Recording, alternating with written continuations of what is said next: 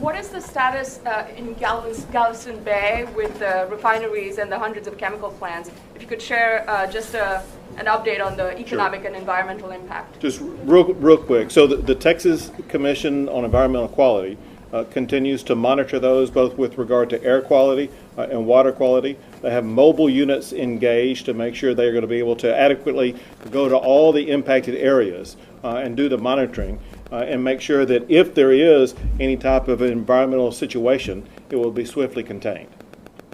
Okay. Anybody else? Mr. President, I have a question. This is obviously an important trip to visit these communities. Do you plan to visit Kenosha, Wisconsin as well, another community that's obviously in pain?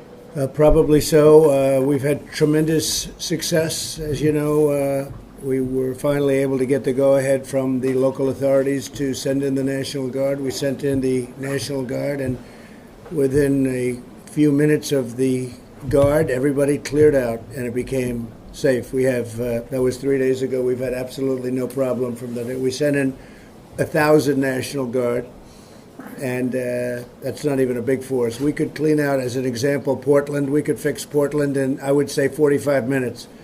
And the people in Portland should protest because the mayor doesn't know what he's doing. He has no clue. He doesn't even have a clue. And this has been going on for years in Portland, and it's now been going on 94 days. And if he would call, or if they would ask, or if the governor would ask, we would have the National Guard in there in a very short period of time, and that would be cleaned out in a matter of literally minutes, and you'd have a safe Portland. It's ridiculous that they go on like this. So with Kenosha, it's been in very, very good shape. From the moment they set foot in that area, the sheriff's been great, the police commissioner, the police chief has been great. We've been working with all of them, but the governor let us do what we had to do, and we cleaned it out. We'll see what happens. We have to keep it going, but it's we won't have any problem. Can I follow up, sir, with one thing on that? I think yesterday you did comment on the killing of Jacob Blake. You said you didn't like how it looked. I wondered if you could comment about the other shooting that took place in that community. Yeah, I see. You mentioned the National Guard going in, law enforcement, but this was a young man, 17-year-old, who's facing murder charges for having shot 2 people. Yeah. There's some folks who've said conservatives are holding up this young man as, having done so within his rights to sort of self-protect. And I'm wondering if you've read much about this case, if you have concerns about ordinary residents with guns in situations like this and what dangers that might present. Well, that's under investigation right now, and they'll be reporting back to me over the next 24 hours, 48 hours maybe max, and we'll have a comment about it. But that is right now, we're looking at it very, very carefully.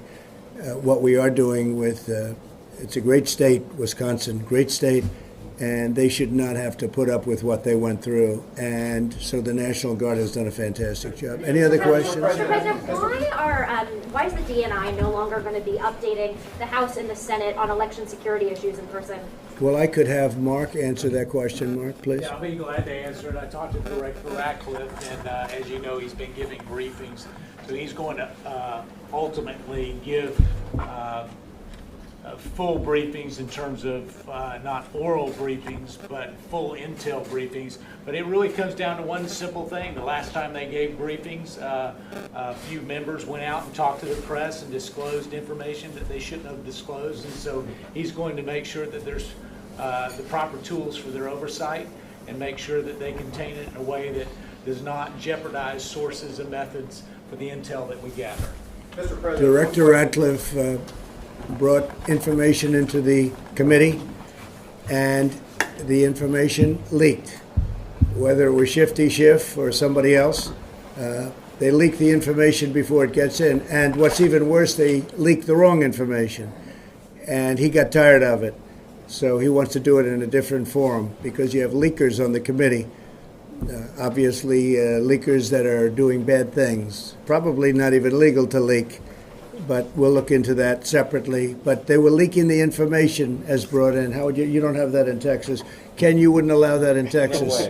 No way. I guarantee Ken will not be allowing the leakers to be doing that. So we were, he wanted to make sure that it doesn't leak. Yeah, please. Mr. President, one question about Laura. So in June of this year, NOAA issued a report indicating that climate change is at least in part responsible for increasing sea temperatures, which then in turn lead to storms like Laura and Harvey.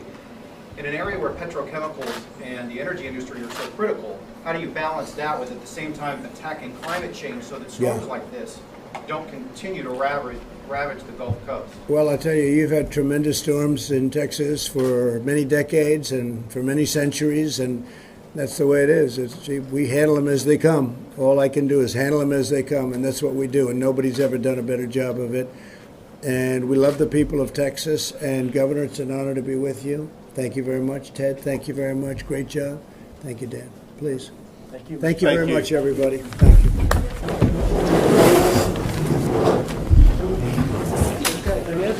Two. Thanks, man. Is that such the ballot? No, they want to do.